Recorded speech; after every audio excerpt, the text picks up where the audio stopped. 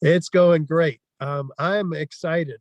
As you mentioned, I am unleashed. And so that's the name of my podcast, Richard Gage 9/11 Unleashed, because I can now speak about things that got me in trouble before, but now I'm on my own. So I'm my own boss.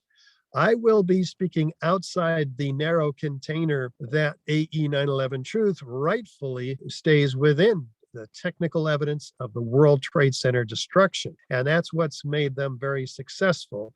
And discipline that we have over there tried to keep for 15 years now. But on my own, I will be branching out. The grass is always greener on the other side, no matter wherever you reside. You always think that someplace else is where you finally find yourself. But if you went to someplace else, you know you'd only find, after a while, yourself thinking. The grass is always greener on the other side, no matter wherever you reside. You always think that someplace else is where you finally find yourself. But if you went to someplace else, you know you'd only find it's exactly like sand. You're listening to TruthConduit.com with Chris McMillan. Hey everybody, Chris McMillan here. This is another episode of TruthConduit.com. My guest today needs no introduction, but I am going to introduce him anyway. He is San Francisco Bay Area architect Richard Gage, AIA, member of the American Institute of Architects, and founder and former CEO of Architects and Engineers for 9/11 Truth. Now, Richard, this is our third time we've gone on internet, a Zoom call for an interview. And of course, I've met you personally a couple of times at the expos. I just wanted to touch base with you because a lot has changed since we last spoke about the updates, what's been going on. But in case anybody's listening who this information is new to their ears, which I hope, I always hope there's new people who are finally open-minded enough to tune in and listen. I was wondering if you could kind of give us, let's cover our bases. Let's talk about Building 7. What's the big deal about Building 7? Why is it important? What does it have to do with 9/11? Yeah, so Building 7 was a part of the World Trade Center complex. It was built in the early 80s, mid 80s, and made a part of the World Trade Center complex after that. So there are 7 buildings total now in the complex. There were only 6 prior to it. This is a 47-story skyscraper, easily the tallest building in most of our states. And interestingly, on 9/11, after the Twin Towers were hit by planes and they were destroyed, Building 7 stood fine. It had a little bit of damage from the Twin Towers when it went down, but it wasn't hit by a plane. But after witnesses hear explosions at about 5:20 in the afternoon, this building drops like a rock straight down, uniformly, symmetrically into its own footprint. And this is under 7 seconds. An extraordinary accomplishment, if you will, because it only had a few small scattered fires in it. And yet it dropped symmetrically, just like the old hotels in Las Vegas. Now, we're told that nobody died in this building, but there were people who were in the building who heard explosion and explosions actually after the Twin Towers were hit by planes, but before they came down. These people were hearing explosions inside the building. They were not only hearing them, Barry Jennings tells this story, that he was blown back up into the 8th floor by an explosion inside the building. So this is an incredible series of video and audio and eyewitness testimony that completely discounts the official narrative, which is that office fires brought this building down in the manner that we see. And I encourage everybody to see it on YouTube. Just Google collapse of Building 7. And there's 11 videos that show it collapsing, just like those old hotels. So this is a feat that only a handful of companies in the United States can handle. And fire has never brought down a steel frame fireproof skyscraper like this ever in the history of dozens and dozens of very hot, large, and long-lasting fires in these buildings. So we are quite suspicious, to say the least, because we find not only in evidence in the videos, but evidence in the aftermath of the building's destruction as well. First responders talking about fire, molten iron. They call it molten steel, but it turns out to be molten iron flowing down the channel rails like lava from a volcano. They talk about pools of molten iron. There's photographs of excavators in there with their crab claw grabbers pulling up with metal dripping down the material held in the jaws, molten metal. And this is extremely hot. You can tell by the physics of molten metals is such that you can tell its temperature by its color. And so we're talking 2,800 degree temperatures Fahrenheit. This is more than 2 or 3 or 4 times the temperatures that office fires can even get at. So this also adds to the evidence against NIST. NIST is the National Institute of Standards and Technology, who was tasked to explain these collapses to the American people. And this is among the many pieces of evidence that expose that fraud. Also, throughout all the World Trade Center dust, we're talking about molten iron microspheres in all the World Trade Center dust samples documented by the U.S. Geological Survey in their particle atlas of 2005, and by R.J. Lee, who also did studies of all this dust. They find billions of previously molten iron microspheres, about the diameter of a human hair on average. Up to 6% of some of these samples are molten iron microspheres. Why is that important? Molten means that they achieve temperatures exceeding 2,800 degrees, the melting point of iron. Iron, we haven't used iron in our skyscrapers for 100 years. And so R.J. Lee says, well, this is formed during the event, not before, by the welders putting the buildings together, not afterward by the iron workers taking it apart, but during the event. Well, where could that come from? There's no accountability in the official narrative for all this obvious evidence. So molten iron is the byproduct of thermite. Thermite is an incendiary used to cut through steel like a hot knife through butter. So this is obvious evidence, irrefutable evidence of the use of thermite. Thermite issues molten iron at 4,000 degrees.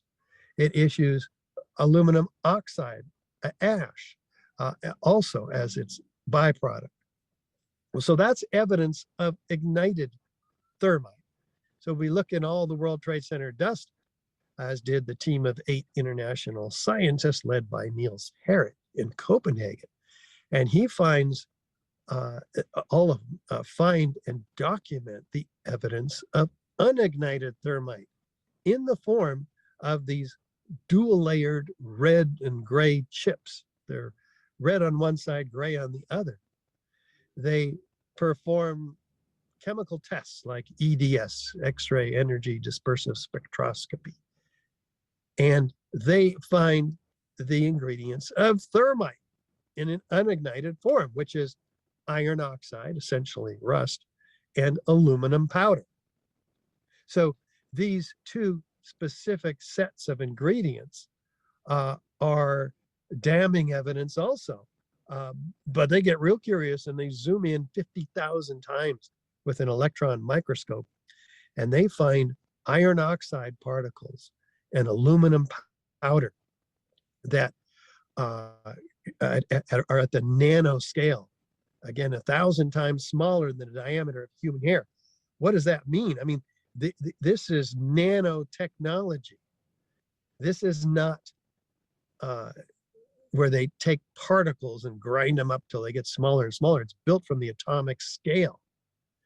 They put these in a heater, a differential scanning calorimeter, and they ignite at about 758 degrees Fahrenheit. They ignite and produce what? A whole lot of heat. Paint doesn't do that. They thought these were paint chips at the very beginning, but they were attracted by a magnet. So they have a huge iron content. What happens when they ignite? They produce molten iron microspheres with the same chemical properties as the molten iron microspheres found independently by the U.S. Geological Survey and R.J. Lee Group. So we know where these molten iron microspheres came from. They came from these red-gray chips, also found in all the World Trade Center dust. So you see, this is a self-corroborating set of repeatable experimental data that could be used to bring the real perpetrators of 9/11 to justice.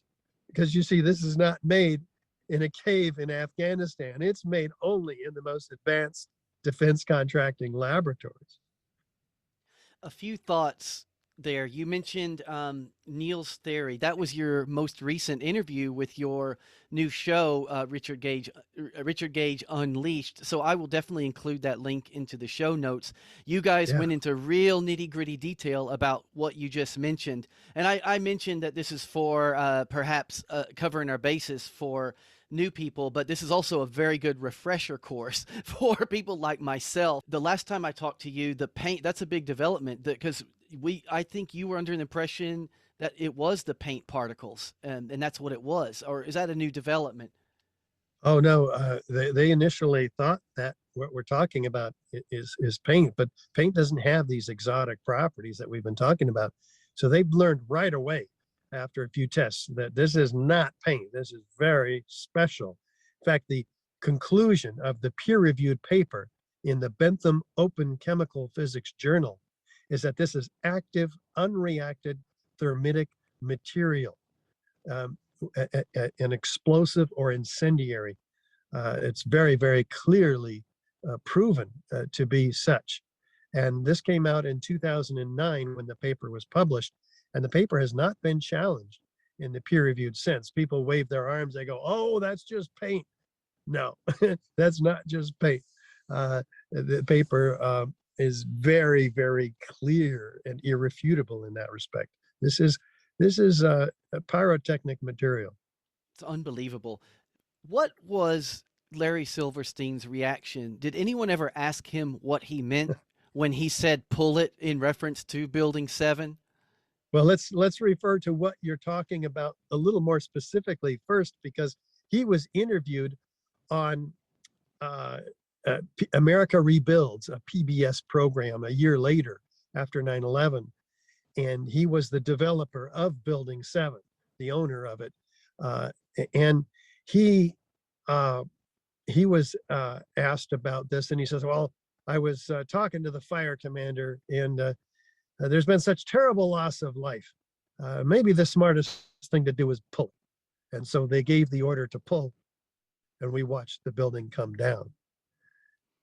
Now, there's a lot of questions like the one you asked there. What was he talking about? He says later, oh, I didn't mean pull the building. I meant pull the firefighters out of the building. Well, guess what? They were never in the building to be pulled out. They were told not to fight the fire. They were told that the building, in fact, had damage from the fires that were in it and that it could come down on its own. And so they were backed off away from the building. And so you have people like Kevin McPadden, former Air Force medic, backed off 6 blocks behind the yellow tape, and he's listening to a radio held in the hands of a Red Cross worker, and he hears 3, 2, 1, and then he says it was explosions, like you needed to grab onto something. These explosions that far away even, and then he saw the building coming down. If Silverstein was referring to the firemen, wouldn't he say pull them out? I mean, wouldn't, if you were talking about a group of Yeah. people, isn't that what you'd You- say? Pull them out. You Yeah, would say pull you'd it. think so. Exactly.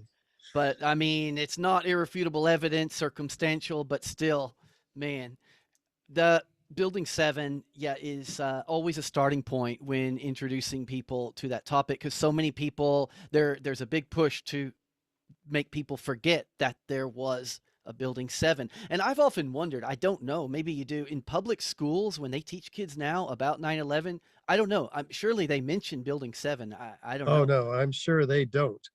In fact, as an architect, this building wasn't hit by a plane, and so why did it come down? We should have been studying. This is the 3rd worst structural failure in modern history, and yet the 90,000 architects that I am a member of the American Institute of Architects, they didn't issue one bulletin on this building. It's absolutely extraordinary. Most architects and engineers know nothing about this structural failure. Incredible that this went completely unnoticed. It was swept under the rug. The videos of its collapse were only played maybe 2 times on mainstream television, on the media, and the one time was with Dan Rather, and he says, looks like when they bring a building down with dynamite. So he never repeated that, and we never saw it on TV there again. are so many people out there who know Building 7. There's so many reminders, there are t-shirts, there are memes, but more importantly, there are people like yourself just keep continuing to push to get the truth out there. Richard, the last time we spoke was that roundtable discussion we did. I don't know, I'm sure you remember, it was yourself, 9/11 whistleblower Richard Grove, and James Corbett. And this was just before the Hulsley report came out at the University of Alaska. And I was wondering, what was the result of that, and how has that changed the face of what's going on? Yes. So AE 9/11 Truth hired Professor Hulsley. Now, I'm not with AE 9/11 Truth anymore, and I don't speak for them, but I was quite involved in working to get this report done, to fundraise for it, and it was $300,000 that our supporters, AE 9/11 Truth's now supporters, put together to make this happen. And it's an extraordinary 130-page report, the conclusion of which, they were tasked to find out what did or didn't bring that building down. Actually, that's not quite true. They were tasked to verify the NIST report to find out if the building could have come down due to fires. And they determined that no, it could not have come down due to office fires, and it didn't. What could have brought it down? They did further studies and found that the only way that they could mimic the behavior of the building as seen in the videos is to take out all 80 columns within a second of each other.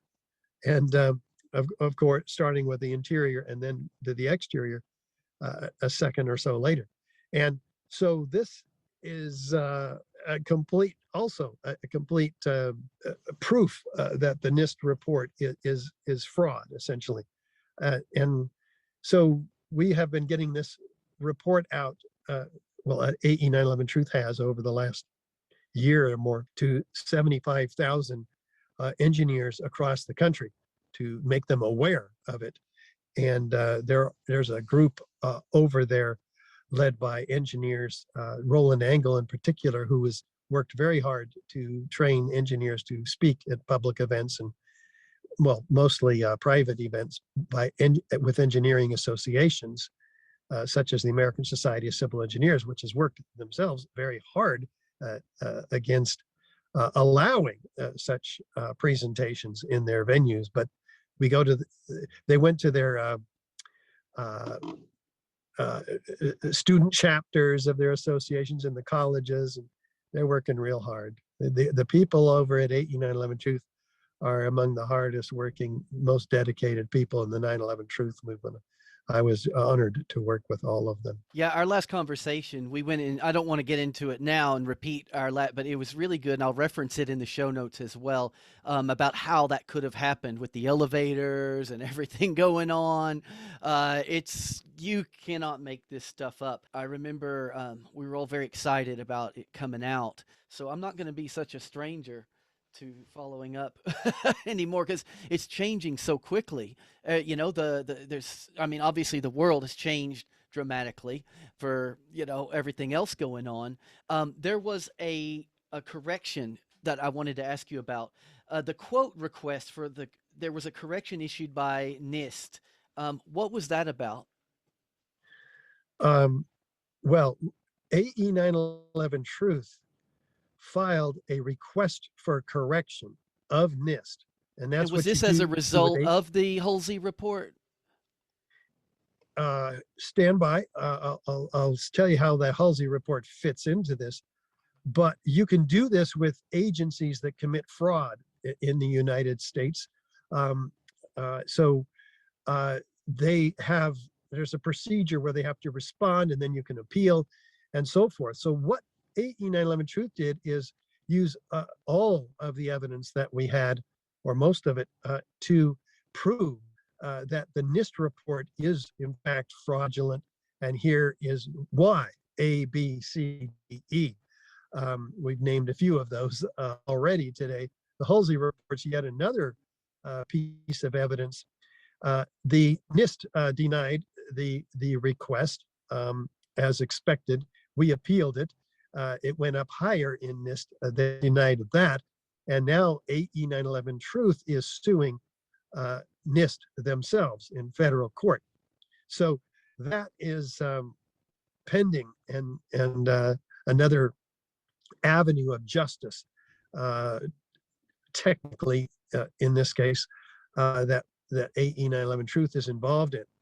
And LC 9/11, which is the Lawyers Committee for 9/11 Truth, is an association of lawyers to obtain legal justice, and they're handling that lawsuit, as they did handle also the submittal of a petition with 60 exhibits, largely from the work put together by AE 9/11 Truth. And they submitted that to the U.S. Attorney in the 2nd District of Manhattan. And that is in process also, 2 years now, but it takes time to get these things through into a special grand jury investigation. And so that's an exciting prospect for all of us in the 9/11 Truth movement. Regarding myself, having been let go, if you will, at AE 9/11 Truth, because of the tragic loss of the 30-minute segment on HBO that Spike Lee was putting together. He withdrew that largely because of some comments that I had made about COVID in a conference such as the one that you and I met at the Red Pill Expo, where they had several experts on COVID, and many of which completely disproved the official narrative, showing it to be yet another false flag deep state operation, which comments I made, which Spike Lee heard about, which caused him to feel undermined, I believe, because of his investment in the official narrative of COVID and trying to get Black people vaccinated in the city because they were underrepresented, as he called it. So we were at odds there, only because of a few comments that I wish I hadn't made. So the board at AE 9/11 Truth, having requested me to avoid making such comments, and having made them anyway, and having a PR consultant advised them that this is going to be a problem for AE 9/11 Truth in the future, advised and convinced them that I should be let go or step down, which I didn't do. It was a difficult set of arguments on the board, and I did end up losing the vote. So I'm not with AE 9/11 Truth anymore, and I'm speaking on my own. I have my own website and my own organization that I'm putting together. It's called Richard Gage 911.org. That's richardgage911.org. I encourage everybody to visit there and subscribe to my email newsletter or my email bulletins that go out and help out. Also, there's a number of ways to get involved, which we're putting together thanks to some great volunteers. The what's happening with Lawyers Committee for 9/11 Inquiry is that they have adopted me. I'm now on their board. Excuse me.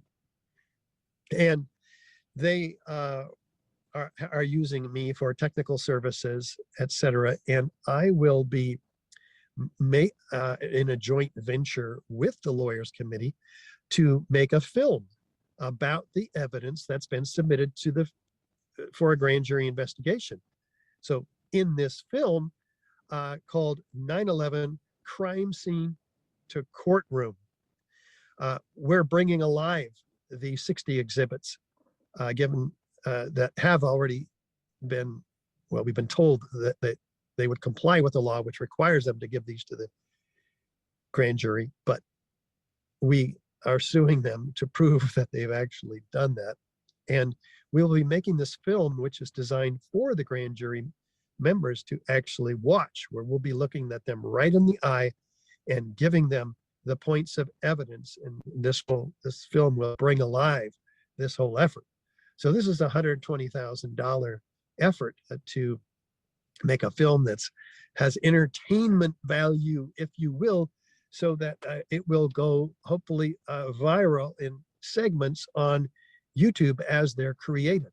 And they will also get into the heart and mind of the special grand juries, because they'll be submitted by the Lawyers Committee in a special amendment, supplement to the original petition. So that's very exciting for all of us. It'll be directed by Emmy Award-winning investigative journalist and filmmaker Christina Borgeson, who had made the film TWA Flight 800, which exposed the FBI and the CIA's corruption in overtaking, and also the Transportation and Safety Board, in their lies of what brought that airplane down. Which was proven to be ordnance destruction by ordnance, not some fuel tank wire causing a flammable situation. So no chance Spike Lee's going to direct this this new film?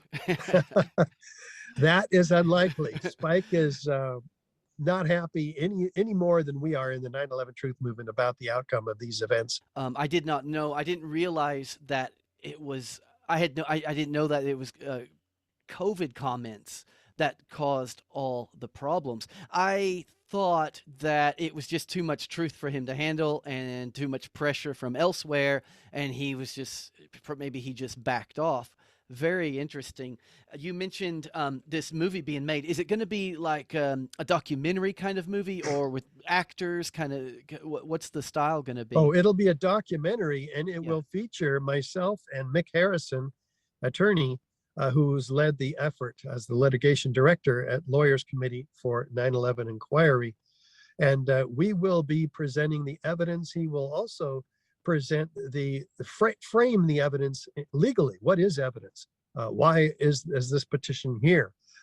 What is the options of the special grand jury to subpoena witnesses, material witnesses such as Larry Silverstein and others, who, because that's what grand juries do. They want to know if there is a crime, and we will prove that there was a crime.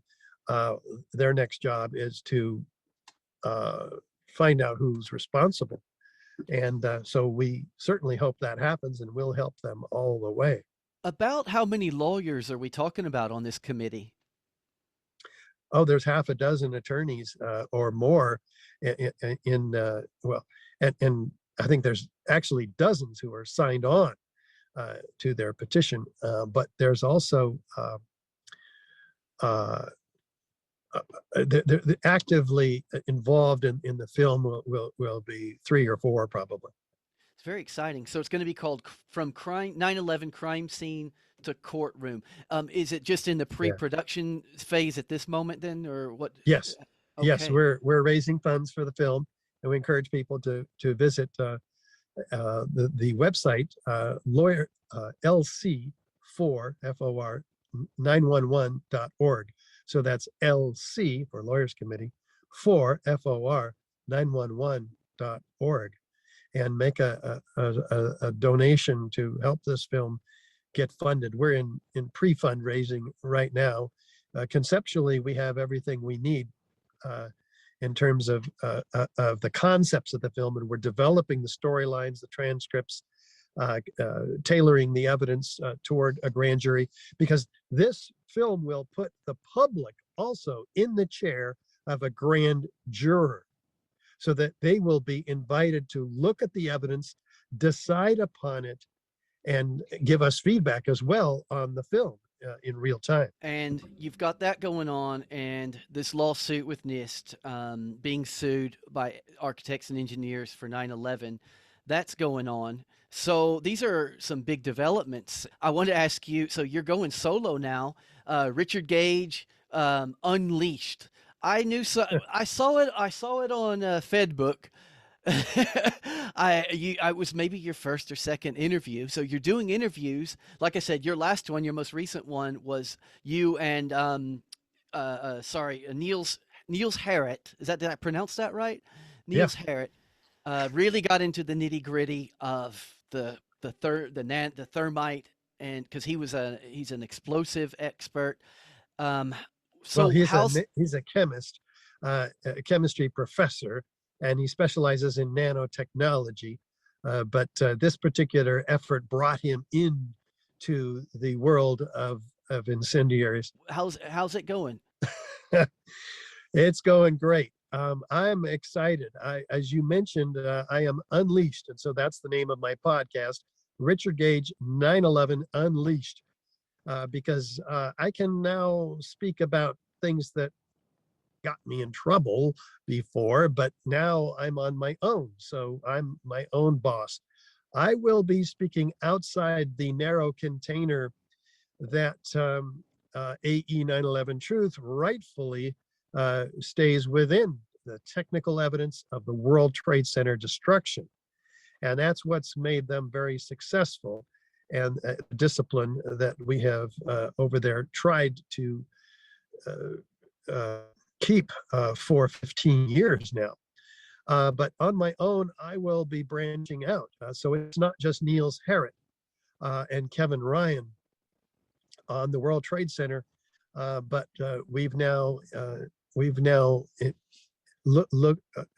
interviewed Barbara Honegger on anthrax on 9/11. She's proven that anthrax is a part of the 9/11 conspiracy. They knew about anthrax well before they said they did. In fact, there were exercises going on the day before 9/11, and that's what brought all of the FEMA and from different agencies, also people at Pier 92, I think it was, and that's where they had set up camp the day before 9/11. They were ready to go on 9/11, and those are the people that were most deeply involved in running this terrorist attack, whoever the terrorist might have really been. So yeah, I'll be interviewing. I already did interview. We have Dan Hanley, Captain Dan Hanley, with pilot whistleblowers, 911pilots.org, and we interviewed also. Well, we'll be interviewing tonight an air traffic controller, Robin Horden, who's blowing the whistle on that bunch, that set of issues. We also interviewed Dane Wigington of geoengineeringwatch.org. What are these trails behind all of these planes? Is it just condensation, or is it something else? So that's he found out through his years and years of research on his part that it was something else. So very important interview also. So all that's available on our website at richardgage911.org. Richard Gage Unleashed, indeed. I even noticed when I listened to that latest episode, yeah, there is definitely a difference in you're not holding anything back. Because I remember at one point my ears pricked up and I thought, he's really he knows what's going on and he's not holding it back now. There was a comment in that got my attention that one of your viewers said that noticed that you're probably unsurprisingly getting shadow banned on YouTube. And I was going to ask you what you're doing about that, because there's IPFS, interplanetary file sharing, which if you can get onto that, that's forever. I just want to say that I work with the guys at contentsafe.co. They're part of the I know them through the autonomy group, and that's what they do.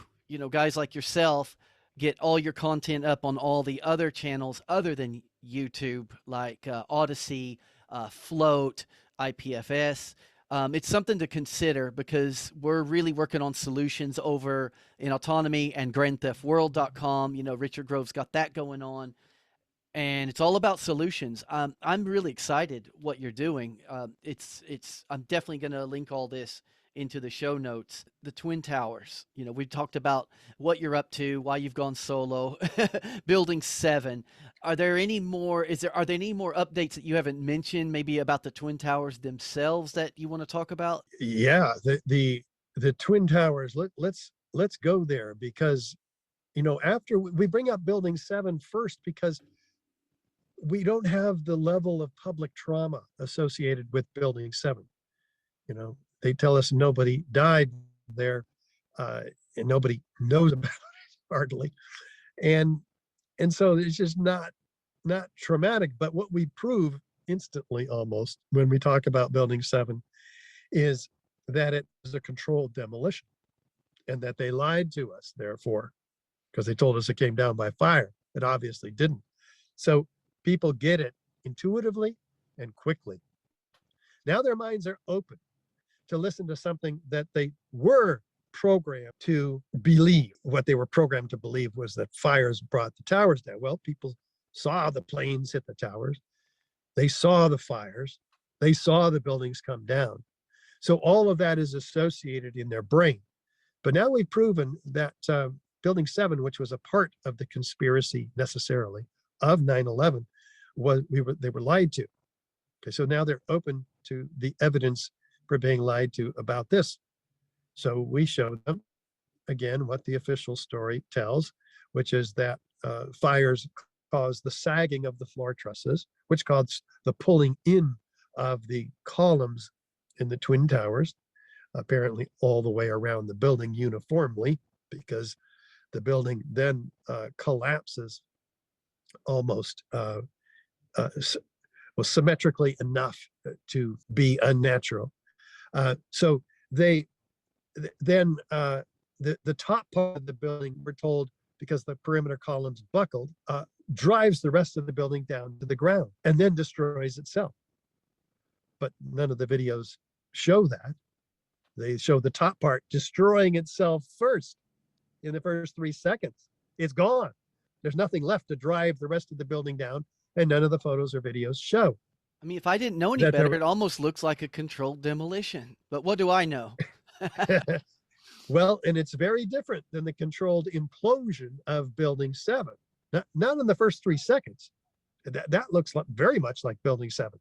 But after that, we have laterally ejected, freely flying structural steel sections weighing 4 and 8 tons, which are ejected explosively out of the towers at 80 miles an hour, landing 600 feet in every direction all around the building, such that by the time this process is done, there's no pile of 80,000 tons or 100,000 tons of structural steel at the bottom of the pile, having been responsible for the crushing of this building. No, all of that is out, except for maybe 2 stories of core columns and miscellaneous steel and a whole lot of powdered concrete, which is also ejected outside of the tower. So in fact, it's ejected, it lands in a 3 square mile area around the World Trade Center, the concrete itself. In a 3-inch blanket of concrete and gypsum powder from river to river across lower Manhattan. So this steel, which is a third of the weight of the building at least, cannot be responsible for the crushing of the building, because it's up to 600 feet in radius outside of each building. The concrete, which is up to a third or more of the weight of the building, is also not available to crush the building. So that's more than 2/3 the weight of the building. So what crushed the building? You really have to ask yourself these fundamental questions.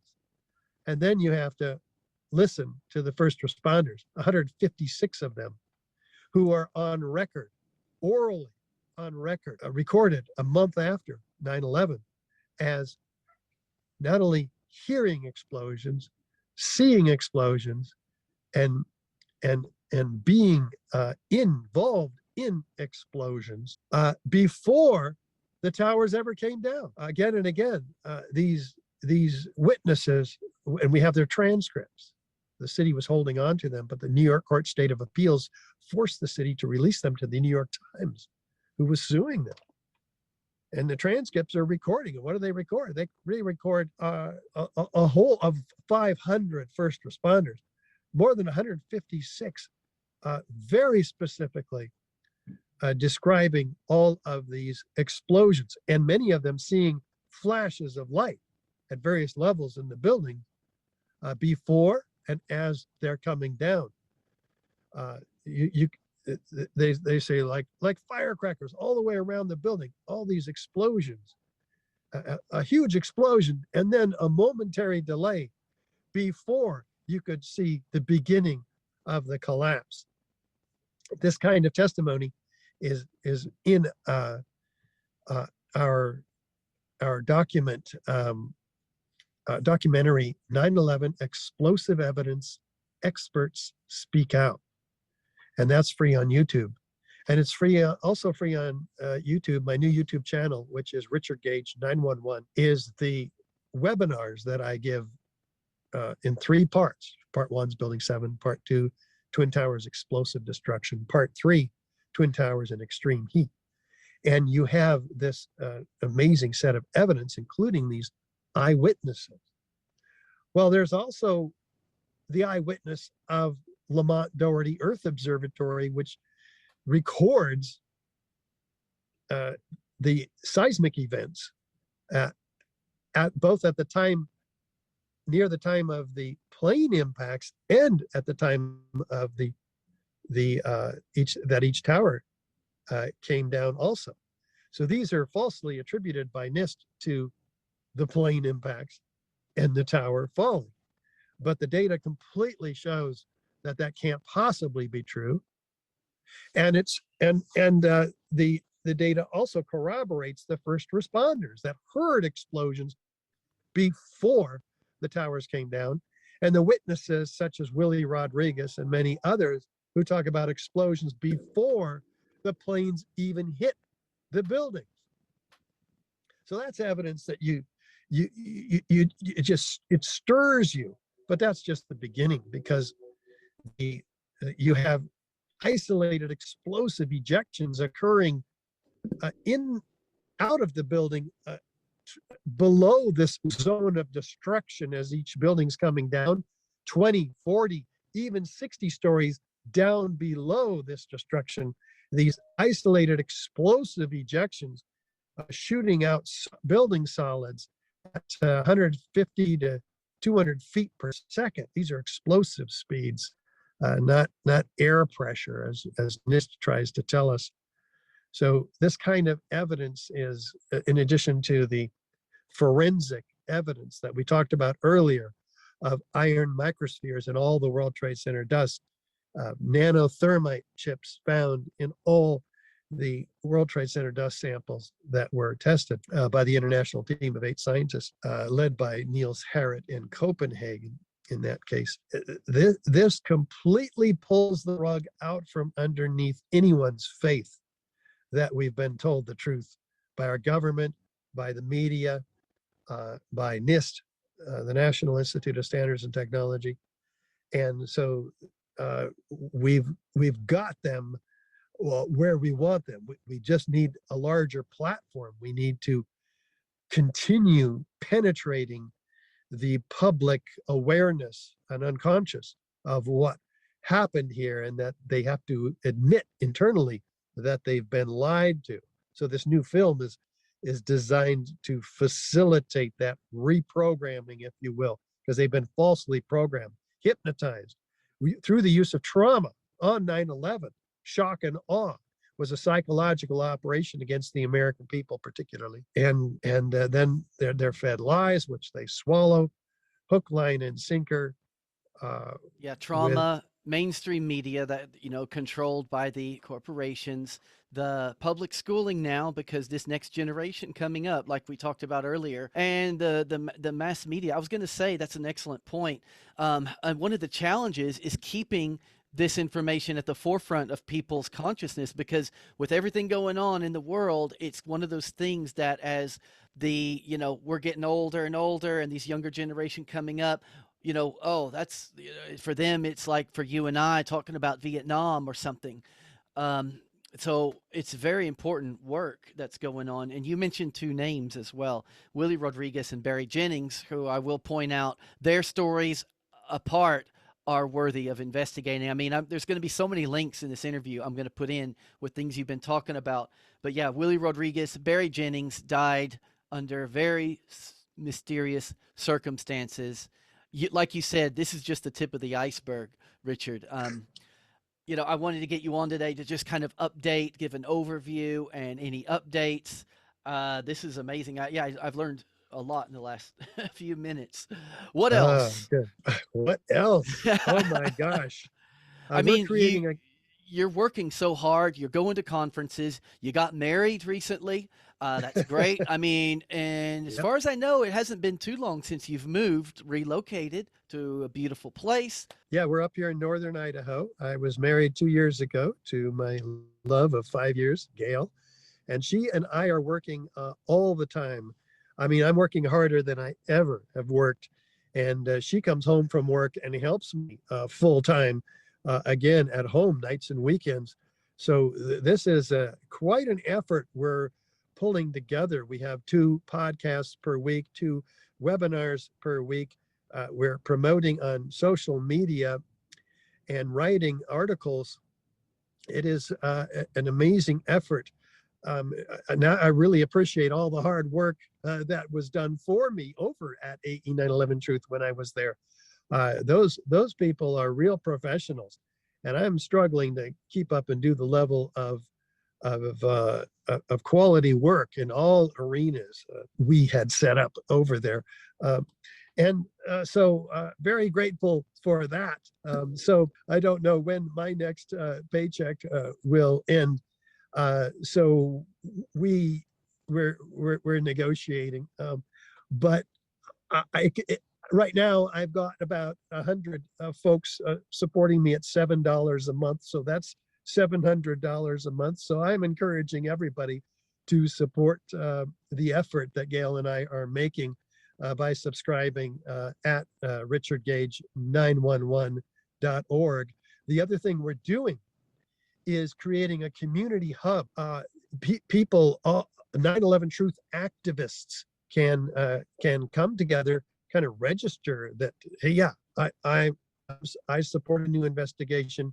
It's not a petition, if you will, but it's a registry where people can find each other.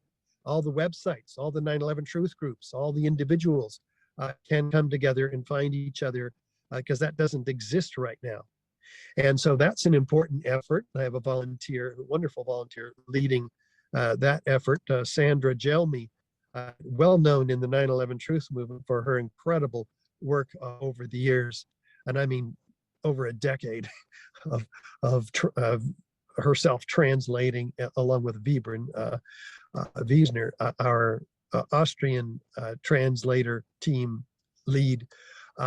They have translated the work, the technical 8911 truth work, for over 10 years. So in 30 languages.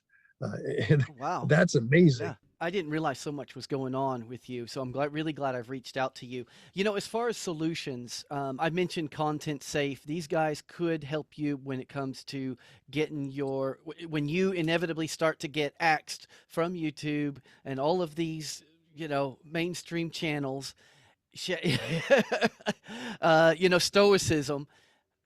There are a lot of channels out there trying to speak the truth, getting shadow banned, getting banned outright, getting kicked off social media, the mainstream social media platforms.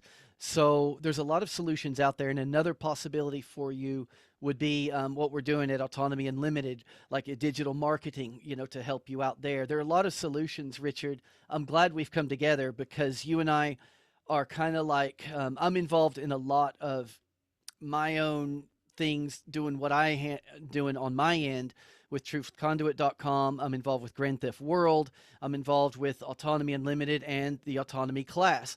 And so, and then, you obviously, James Corbett, you know Richard Grove. We all kind of are in cahoots, but not really. It seems like we're all doing our own thing right now. So that's what I try to do, is keep these connections alive, to keep possibilities on the table, because people listening who are out there, who are feeling a bit lost, who know what's going on, but not quite sure where to turn or how to help. Boom, here we are doing it. Great. Your plugins, you've mentioned all of I want to summarize all your plugins for anyone listening who, and what exactly, just to recap at the very end, how people can help, where they can go, and how they can tune into you. I know you've mentioned it a few times, but let's summarize it in one nice package here at the end, Richard. Yeah, you bet. And let me first mention that people can volunteer. As you know, I can't pay people because I can't even get myself paid quite yet. $700 a month isn't gonna do it for me, but you can help me. And we need help with WordPerfect website work. We need help with social media promotion. We need help with reaching out to radio and TV personalities, both in the alternative media and the mainstream media, to get the evidence out there. We need help also with database work. So those kinds of things and a lot more, telephone calling, would be an incredible help. So there's a volunteer form available under actions at richardgage911.org, and people can sign up for our email bulletins there, and you can sign up to support me at $7 a month or more. At $300 a year, people can be in the Founders Circle, and I will include you in my monthly conference call that we're going to start here in early November. So very exciting opportunity there for all of us. I mean, I'm going to learn from these people too, Chris. Yeah, there's so much talent out there. It tends to be that some of the brightest people are the ones that give. And so I want to include you in the Founders Circle too. That would be amazing, Richard. I really appreciate it. And what's going to happen now, a lot of people who are more open and have more freedom ideas going on, they're being pushed into a corner right now. So I'm optimistic that they're going to look for solutions elsewhere. And, here we are, because how can they help? How can they add value? Bam. RichardGage911.org for starters. Yeah.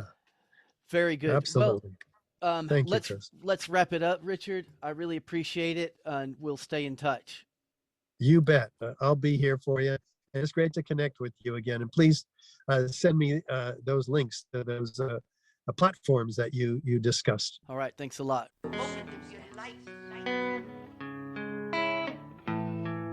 Yeah, I've got a friend in Jesus Christ.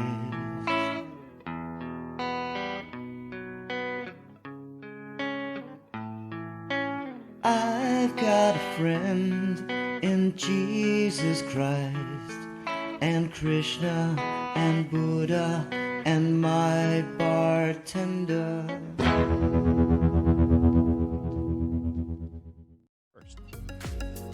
Have you found that your skills aren't matching up with the challenges ahead?